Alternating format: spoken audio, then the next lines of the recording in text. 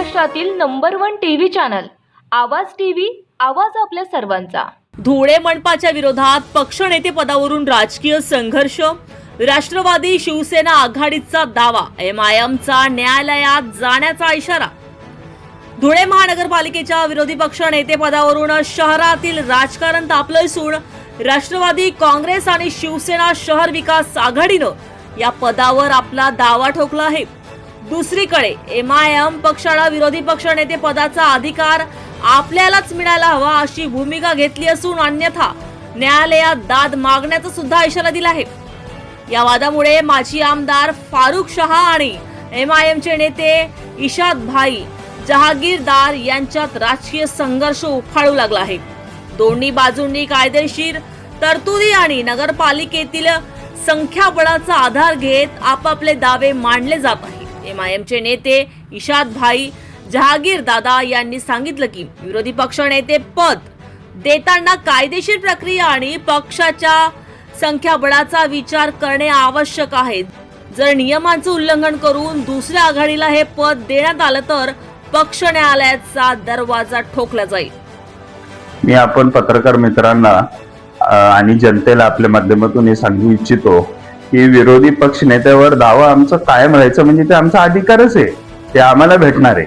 Maharashtra municipal corporation act 1949 त्याच्यात असं स्पष्टपणे लिहिलेलं आहे की जे सेकंड लार्जेस्ट पार्टी असती त्याला विरोधी पक्ष नेता द्यायचा।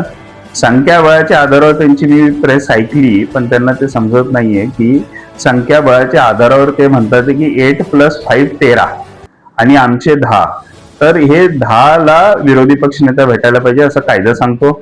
2012 Sanjay Devram Bhoir versus mayor of Thane ह्याच्यात बॉम्बे हायकोर्टाने स्पष्ट निकाल दिलेला आहे आणि ह्या निकालामध्ये स्पष्ट सांगितले सेकंड लार्जेस्ट पार्टीला विरोधी पक्ष नेता देण्यात यावं, ना की कोणत्या आघाडीला।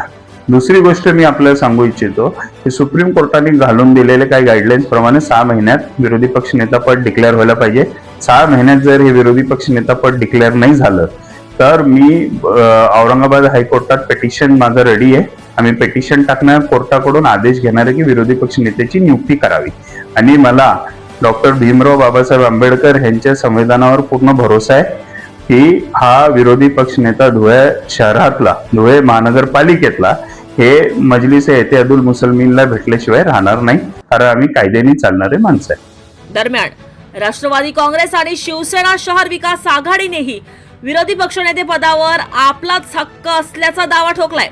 हे बघा, विरोधी पक्ष नेतेचा असा आहे की ज्यांची बळसंख्या जास्त आहे त्या गटाला विरोधी पक्ष नेता देण्यात यावा असं स्पष्ट म्हणजे ते GR मध्ये सुद्धा लिहिलेलं आहे।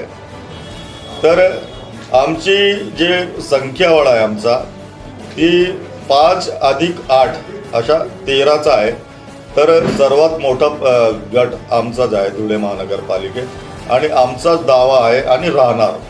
परंतु त्यांना भ्रष्टाचार करायचा आहे तर त्यांना विरोधी पक्ष नेता बनवण्यामध्ये ते घाबरत आहे आणि त्यांची पहिली इच्छा होती की जी एमआयएम म्हणजे जी भाजपची आता सध्याची बी टीम आहे त्यांना ते देणार होते आणि आता आपण बघितला बी टीम मी कशाला म्हणतो, आता हे 150 कोटी रुपयाचा जे विषय होता त्यात आमची शिवसेना शिंदे गटांनी सुद्धा विरोध केला, राष्ट्रवादी काँग्रेस पक्षाने सुद्धा विरोध करून वॉकआउट केला, परंतु एमआयएमने त्यांना समर्थन दिला।